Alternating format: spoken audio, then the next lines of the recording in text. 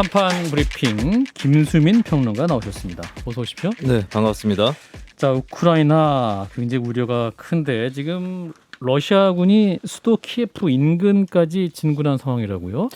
네, 그렇습니다. 키예프 북부까지 진군한 러시아군이 현재 우크라이나군과 충돌을 하고 있는 그런 상황이고요.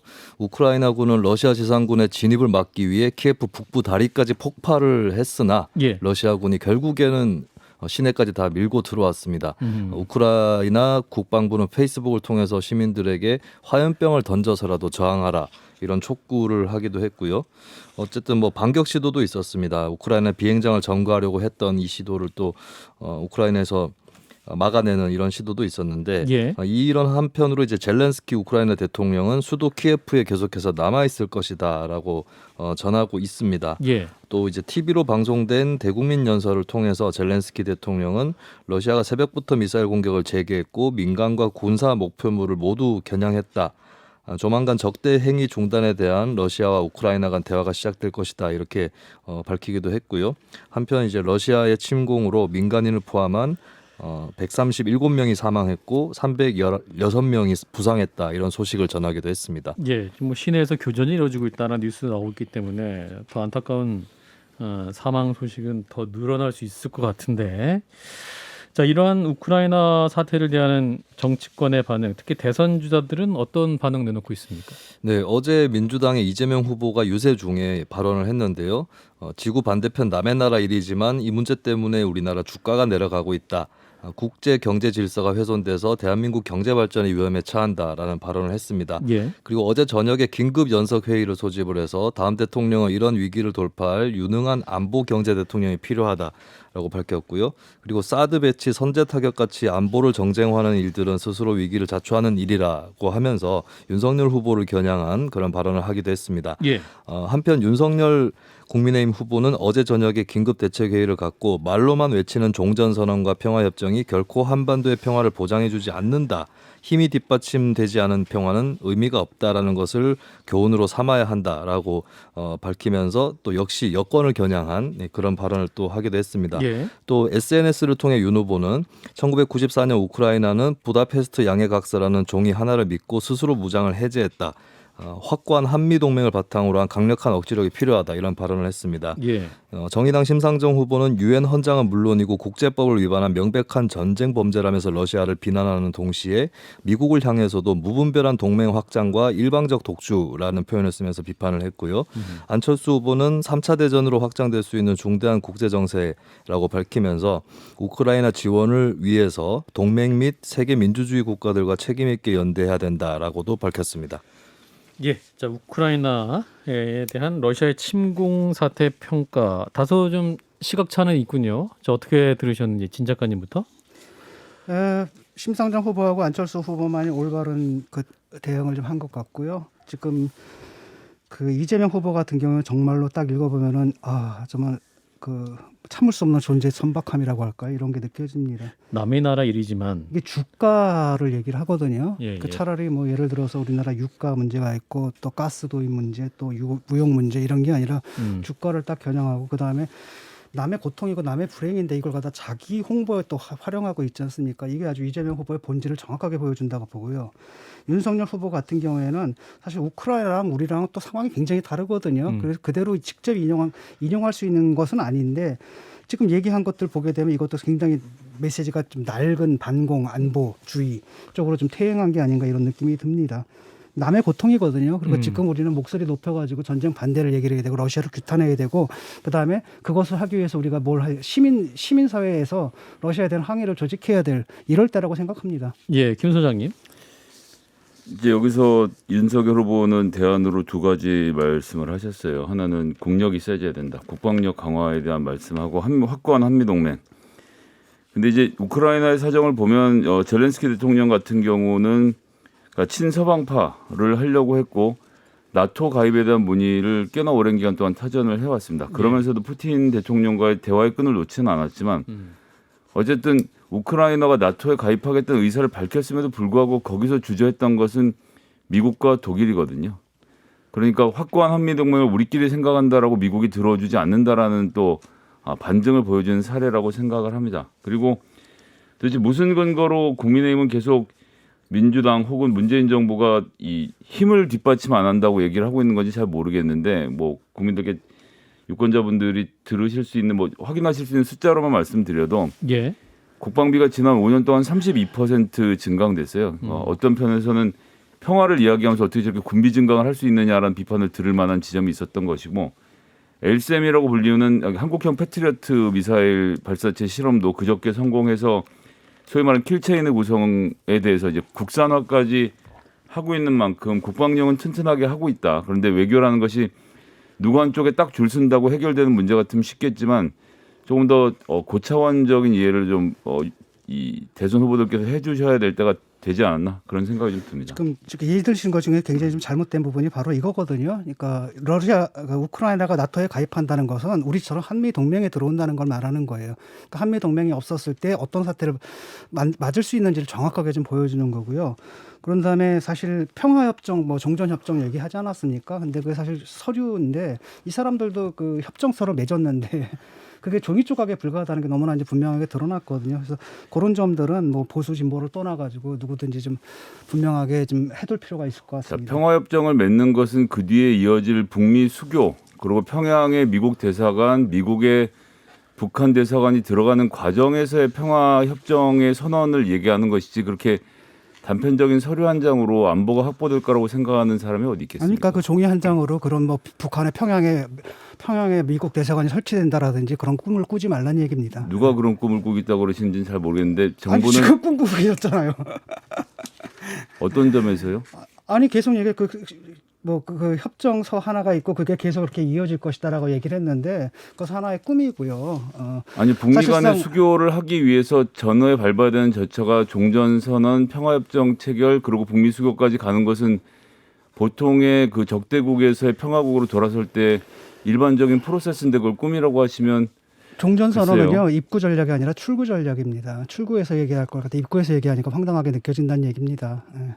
제가 한 얘기가 아닌데 왜 저한테 화를 내시는지는 잘 모르겠네요. 내가 화 안 냈는데요. 네, 여기까지 그 하시죠. 80년대, 90년대 NLPD 이런 낡은 시대 이념의 논쟁에서 좀 이제 벗어나셔서 21세기 좀 옮겨오셨으면 좋겠어요. 예, 그러시지를 못한 게 이번 정권의 문제였죠. 다음 정권에다 이슈. 얘기를 하시고요. 자, TV 토론 얘기하겠습니다. 오늘 이제 법정 2차 TV 토론이 있습니다. 이슈가 이제 정치 개혁이에요. 정치 이제 분야를 놓고 격돌을 할 텐데요. 자, 어떤 이슈 등장하게 될까요? 네, 정치 안에 또 외교안보가 들어가거든요. 예, 예. 그래서 외교안보 정책과 관련해서 방금 전에 소개해드렸었던 뭐 우크라이나 침공이라든지 이런 것들이 이슈로 오를 것으로 예상이 되고 또 예전 토론에서 나왔었던 사드 추가 배치라든지 종전선언 이런 것들이 주요 의제로 다시 올라가지 않을까 예상이 되고 있습니다. 예. 그리고 정치 제도 이런 쪽으로 좀 좁혀서 얘기를 하자면 그러지 않아도 얼마 전에 더불어민주당 이재명 후보가 통합정부론 정치개혁 뭐 이런 제안을 했기 때문에 예. 여기에 대해서 또 심상정 안철수 후보가 대상이었고 그들에게 어떻게 이재명 후보가 또 말을 거는지 이들 후보들은 어떻게 또 그것에 대해서 답변을 하거나 뭐 뿌리치거나 한다든지 이런 것들이 좀 변수가 될 것 같습니다. 예. 그리고 한편으로 이 구도에서는 조금 밀려나 있는 듯한 윤석열 후보 같은 경우는 뭐 정부 권력 구조라든지 선거제도 이런 쪽에서 어떤 방안을 내놓을지 이 점도 함께 주목이 되고요. 그리고 한편으로 양당에서 이제 불거지고 있는 뭐 대장동 의혹이라든지 도이치모터스 주가 조작 의혹 이 문제들은 그럼 어떻게 처리될 거냐. 보통 이제 경제 토론을 할 때는 경제 분야에 연동된 것으로 해서 예, 그렇게 나올 수 도마에 있었는데. 올라갔었는데 예, 근데 이번에 정치 분야인데도 할 수 있을까 이런 궁금증이 있고요. 근데 보면 역대 대선에서도 외교안보 섹션 때 의외의 그 네거티브 토론을 하기도 했었습니다. 뭐 그래서 색깔론 비슷하게 이런 것도 나오기도 했었고. 예. 그리고 이제 외교안보하고 직접적으로 상관이 없는 사안인데도 네, 그 후보들이 네거티브 포인트를 꺼내는 적도 있었는데 오늘은 어떻게 될지 한번 지켜보겠습니다. 예. 여야 양당 후보가 굉장히 그 아주 강하게 붙었기 때문에 오늘도 어떤 모습일지 좀 지켜봐야 될 것 같고 한편 이제 여론조사 자 얼마 전까지는 윤석열 후보의 지지층 결집이 나타나다가 이제 후반부로 할수록 이재명 후보가 또 따라잡는 국면이 연출되고 있는 그런 상황이죠. 네, 여론조사가 워낙 많이 나오기 때문에 네네. 일일이 다 소개를 해드릴 수는 없겠고요. 추세를 어느 정도 평균적인 추세를 반영한다 싶은 여론조사를 하나 갖고 왔습니다. 한국갤럽이 지난 2월 22일부터 24일까지 전국 1,000명 만 18세 이상 1,000명을 상대로 전화조사원 인터뷰 유선 10% 무선 90%로 실시한 여론조사고요. 응답률 15%의 표본 오차 플러스 마이너스 3.1% 포인트입니다. 네. 이재명 후보가 38%, 윤석열 후보가 37%, 안철수 후보가 12%, 심상정 후보가 4% 이렇게 나왔는데요. 예. 지난주하고 비교를 해봤을 때 이재명 후보가 4% 포인트 상승을 했습니다. 예. 윤석열 후보는 4% 포인트 하락을 했고 안철수 후보의 하락세는 좀 멈췄고 이제 심상정 후보는 여전히 5% 밑에 묶여 있는 이런 구도가 나왔는데 예. 여러 여론조사에서 이제 지난주까지만 해도 좀 윤석열 후보가 차이가 좀 많이 기세를 올리는 났죠. 듯한 예. 그런 무드였는데 이번 주에는 이재명 후보가 따라잡거나 뭐 오차 범위 내에서 오차 범위 내에서 예. 예, 그렇게 경합하는. 접전을 벌이는 그런 조사들이 꽤 많이 나왔습니다. 그렇군요. 자, 오늘 TV 토론 저 관전 포인트 뭘로 꼽으시는지 진 작가님부터. 아유, 볼 거 뭐 있나요? 우크라이나 사태에 대해서 이제 아전 인수할 거고요. 두 후보는. 아, 우크라이나 얘기할 겁니까? 할 거를 보세요. 뭐 얘기가 나오겠죠. 얘기 안 안 나올 봐? 수가 없는 거죠. 그리고 서로 아전 인수를 하겠죠. 음. 전혀 우리나라 상황에서 곧바로 인용할 수 있는 사태는 아닌 것 같은데 이제 또 각자 선거 때니까 뭐 제 멋대로 해석을 해가지고 말도 안 되는 소리들을 좀 할 것 같고요. 그걸 좀 또 국민들이 또 듣는 괴로움들을 또 괴로움이 예상돼 있고요. 또 하나는 이제 그겁니다. 이재명 후보가 던졌지 않습니까? 뭐 마지막 승부수를 던졌는데 거기에 대해서 삼지대 연대 연합. 러브콜들을 던졌는데 네. 아마도 다른 후보들이 받을 수 있는 상황은 아니죠. 윤석열 후보는 당연히 못 받는 거고 그 다음에 또 누굽니까? 심상정 후보도 그 당연히 받을 수가 없는 거고 안철수 후보도 꿈깨라 뭐 이럴 것 같습니다. 예. 예. 자, 김성애 소장님. 사실 이제 민주당이 좀 급하죠. 그래서 이제 정치 개혁과 관련된 아젠다들을 던졌다 멈췄다 던졌다 멈췄다를 반복하다가 다시 이제 어제 송영길 대표도 얘기를 하고 예. 이재명 후보도 얘기를 하면서 불씨를 살리고 있는 건데 저는 오늘 정도까지는 그 민주당 의원들 안에서 어떤 좀 더 흐름이 만들어질 거라고 생각했어요. 아니면 그렇게 해야 된다라고 생각해요. 정치 개혁 문제에 예. 대해서. 정치 개혁 문제는 사실 대통령이 하는 문제가 아니고요. 의회가 해야 될 문제거든요. 지금 다루는 모든 내용들이 이제 정치, 즉 국회가 법을 바꿔서 해야 될 문제인데, 개헌. 예, 그럼 이제 윤호중 원내대표를 포함해서 당내 주요 인사들이라도 여기에 대해서 좀 환영하는 입장을 내고 구체적으로 이런 작업을 하겠다는 이야기들이 나왔어야 했는데 그 부분에서 진전이 없는 상태로 토론에 들어갑니다. 그럼 이제 뭐 많은 사람들이 짐작한 대로 무엇으로 담보를 할 것이냐라는 이야기를 하고 뭐 이런 감론을박에 올라가서 이제 이걸 그럼 이제 없던 걸로 하자라고 염세적으로 볼 수도 있지만 저는 좀 다르게 생각하는 게 어쨌든 이런 정치 개혁적 과제에 대해서 민주당이 찬성한 입장을 지금 내고 있는 상태라면 제가 심상정 안철수 후보라면 그러니까 뭐 지금 단일화를 요구하면서 이런 걸 하는 건 아니니까요. 확실히 당신들 입장이 그렇지라고 묶어놓는 작업을 오늘 좀 하고 설령 이것과 관련된 정치 연합이 이루어지지 않는다고 하더라도 선거 이후에 이 아젠다에서 민주당이 다시는 반대 입장으로 돌아서지 못하도록 이번에 좀 확실히 못 박아두는 일들 정도는 이번 토론에서 있을 수 있다고 생각하고 예.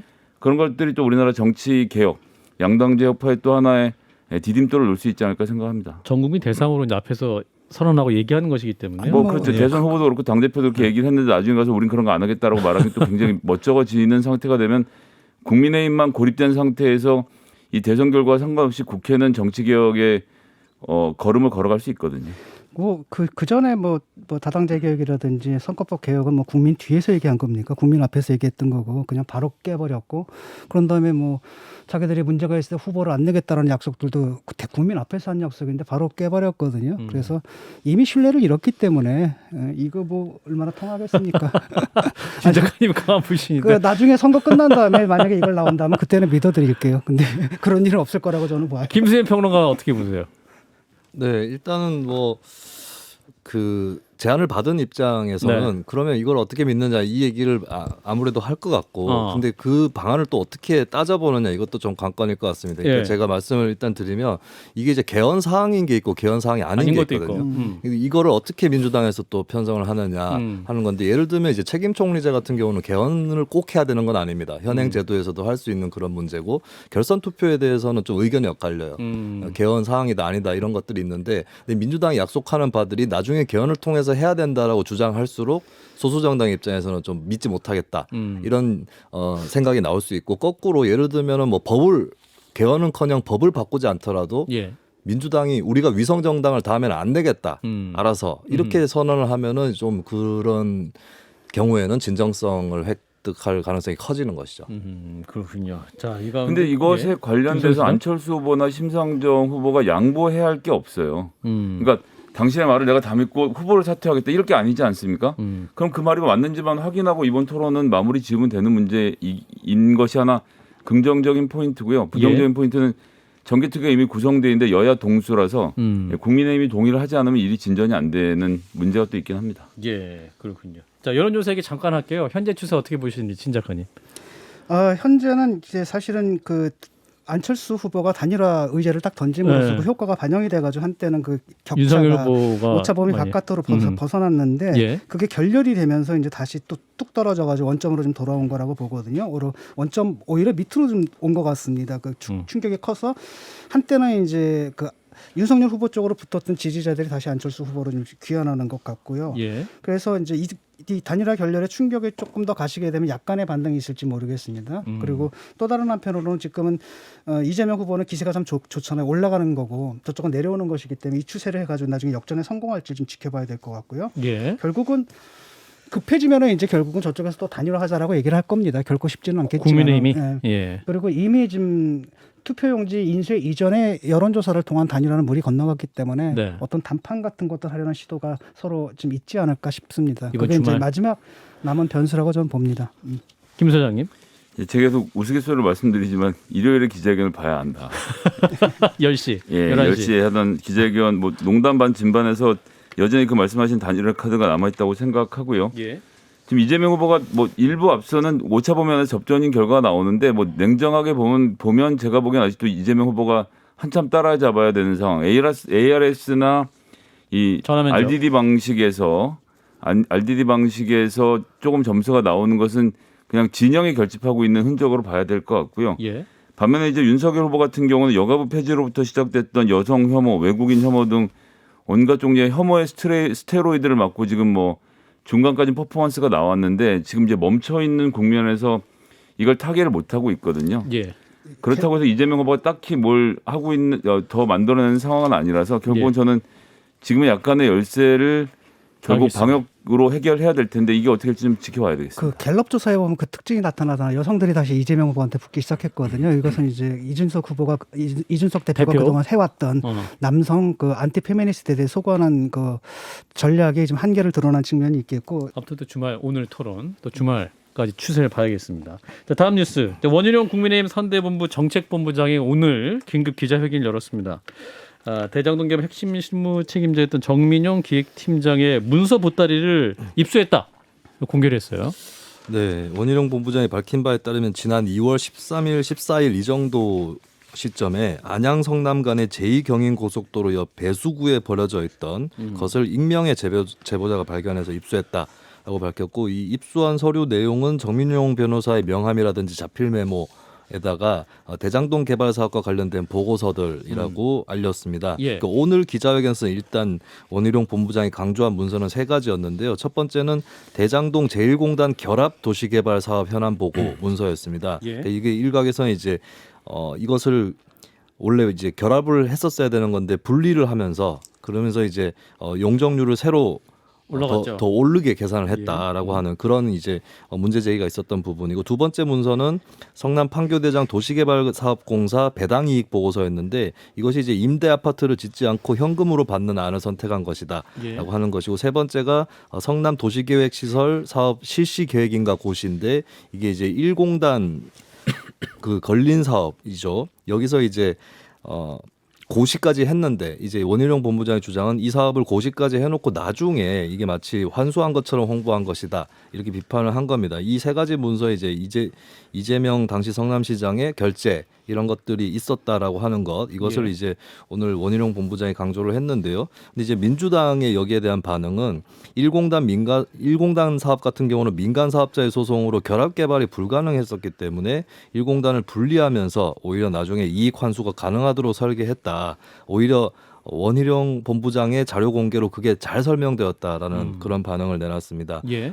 그리고 이제 검찰에서는 오늘의 이 발표된 세 개의 문건은 수사팀이 작년에 압수를 한 것이고, 또 그 중에 2건은 공소 사실 관련해서 이제 재판의 증거로 제출이 됐다라고 하는 그런 입장을 밝혔습니다. 예, 검찰에 이미 있는 자료다라는 게 이제 검찰 얘기인 것 같은데. 자, 원희룡 본부장의 기자회견과 문서 공개 어떻게 보셨는지 진 작가님부터. 뭐 특별하게 새로운 내용은 없습니다. 알려진 예. 것들이 다시 한번 확인된 것뿐이고요. 예. 사실 뭐 그 1,800억 환수했다는 것에 이제 허구성이 이제 드러나는 거고. 예. 그냥 임대 아파트를 지을 돈인데 그걸 갖다가 현금으로 받아가지고 뿌렸다는 거 아니겠습니까? 이걸 갖다 공익으로 공익 환수라고 주장을 하는데 사실 그건 뭐니까 돈을 갖다 뿌림으로써 이른바 시민들에게 이른바 그분이 좋아하는 표현 있죠. 정치적 효능감을 높여서 그것을 자신에 대한 지지로 끌어들였다는 점에서 사실은 비용을 사회화하고 왜냐하면 거기 들어갈 수 있는 수많은 집 없는 사람들이 피해를 본 거잖아요. 그리고 이익은 사유화한 그런 결과라는 것. 하지만 이제 이거는 이미 다 드러났던 거 아닙니까? 사실 다 드러났던 얘기고 뭐 특별히 새로운 게 있는지 모르겠습니다. 다만 가방이 배수구에서 발견됐다라는 것이 좀 약간 자극적으로 느껴진다. 그 정도? 제2경인고속도로 옆 배수구. 예. 자, 김 소장님. 아유, 저기 고속도로 갓길에 차 대시면 큰일 나요. 예. 어떻게 그런 일이 있었는지 모르겠는데 예. 검찰이 압수수색해서 재판에까지 올라가 있는 문서를 왜 고속도로가 찾아오셨는지 잘 모르겠고요. 예. 임대주택은 지금 A10 부지 관련된 말씀하시는 건데 LH에서 매각하려고 추진을 했었는데 그 당시 이제 청년 신혼부부 대상 희망타운 정책에 따라서 2대1 비율로 해서 공공분양으로 제공을 했고 A9 부지 같은 경우에도 국민 임대주택 221세대를 조성해서 대장동 사업부지에 595대 세대를 공급을 했습니다. 그래서 원희룡 본부장이 하고 있는 주장과 다르고요. 근데 임대주택 A10 부지 매각 대금 사용은 이재명 시장이 한 것이 아니고 퇴임 이후에 은수미 현 시장이 코로나 지원금으로 일부 사용한 것이기 때문에 이걸 또 이제 이재명 시장의 책임으로 또 가져가는 것은 좀 무리가 있지 않느냐 생각이 듭니다. 예, 자 다음 이슈로 갑니다. 김건희 씨의 주가 조작 연루의 의혹에 대해서 오늘 또 새로운 공방이 있었어요. 네. 이게 이제 윤석열 후보가 예전에 경선 당시에 공개했었던 신한금융 계좌 외에 4개의 계좌가 더 발견되면서 공방이 가열되고 있는데요. 예. 김건희 씨가 이제 주가 조작 1, 2차 작자 모두의 계좌를 빌려준 유일한 인물이다 이런 보도가 나가기도 했습니다. 네. 여기에 대해서 이제 국민의힘이 어제 반박 논평을 냈는데 범죄 일람표 공소장에 나오는 그 일람표를 참고를 해서 이제 언론들이 보도를 한 것인데 국민의힘 주장으로는 그 계좌 중에 하나는 미래에셋태우 계좌인데 이것은 주가 조작 선수 2번째 선수가 다룬 것이 아니라 직접 김건희 씨가 지점 직원에게 전화로 주문을 해서 그 직원이 단말기로 거래를 한 것이다라고 국민의힘이 주장을 했습니다. 그러면서 이를 근거로 해서 미래에셋 계좌의 통정 거래라고 나온 일람표에 나온 것들은 모두 오류다라고 국민의힘이 주장을 했는데요. 여기에 대해서 어제 검찰이 짤막하게 오류는 없다라고 반박을 했고요. 예. 그리고 몇몇 언론에서 이제 국민의힘 주장에 대한 반박 보도가 있었는데 전화로 하는 것 말고도 35건의 HTS, 그러니까 집에서 하는 그런 거래가 있었다. 이건 과연 누가 한 것이냐라고 하는 그 질문이 있었습니다. 그리고 전화로 거래를 했다 치더라도 주가 조작 선수에게 전화를 할 권한까지 넘겨줘가지고 주가 조작을 하는 경우가 있다라는 반론이 있었고요. 예. 그리고 국민의힘에서 얘기한 그 미래에셋 계좌 말고도 예초에 공개를 했었던 신한증권 계좌만 해도 통정거래 건수가 여러 건이 있다라고 하는 그런 언론의 문제 제기가 있었습니다. 그리고 오늘 한편으로 헤럴드 경제에서 김건희 씨의 도이치모터스 이사 활동 의혹을 제기를 했는데요. 이사로 활동을 했었다. 그렇습니다. 2011년 서울대 인문대학의 최고 지도자 과정에 이제 원우수첩이라고 거기 동문회 차원에서 뭐 관리하는 그렇죠. 대학원에 다니는 사람들이 이제 그 연락처, 자기의 연락처라든지 신상 이런 것들을 담은 그런 수첩이 있는데 이 김건희 씨 이력으로 현직 도이치모터스 제품 및 디자인 전략팀 이사 이런 직함이 기재가 돼 있었습니다. 예. 그리고 이제 이 수료 시기 대학원 수료 시기하고 이제 도이치모터스 주가 조작 시기에 좀 맞물리는 그런 시점이어서 또 새로운 의혹이 제기됐는데 국민의힘 측에서는 무보수 비상근직이었다라고 일단 입장을 내놨습니다. 예, 시간이 없는데 짧게 20초씩 진 작가님부터. 아유, 이거 뭐 그거 특별하게 또 새로운 무슨 결정적인 게 나와야 되는데 뭐 그런 건 나온 거 없고 예. 어차피 검찰에서 2년 동안 기소를 못 했잖아요. 예. 그러니까 결정적인 혐의는 아직도 못 찾은 것 같습니다. 네. 예, 김 소장님. 예, 윤석열 후보는 거짓말 좀 그만했으면 좋겠어요. 도이치모터스랑 별 상관없다 그러더니 이사가라고까지 직함이 나오는데 이거 어떻게 해명할 겁니까? 여기까지 하겠습니다. 김수민 평론가였습니다. 고맙습니다. 예, 감사합니다.